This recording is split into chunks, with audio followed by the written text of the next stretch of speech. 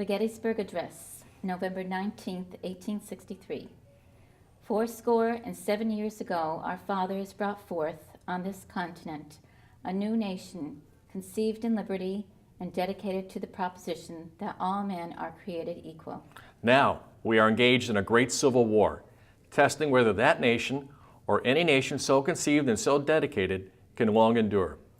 We are met on a great battlefield of that war.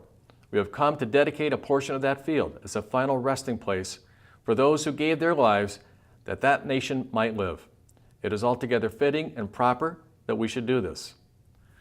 But in a larger sense, we cannot dedicate, we cannot consecrate, we cannot hallow this ground.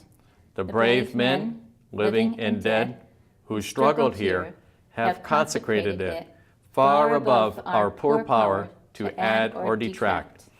The world will little note nor long remember what we say here, but it can never forget what they did here. It is for us the living, rather, to be dedicated here to the unfinished work which they who fought here have thus far so nobly advanced.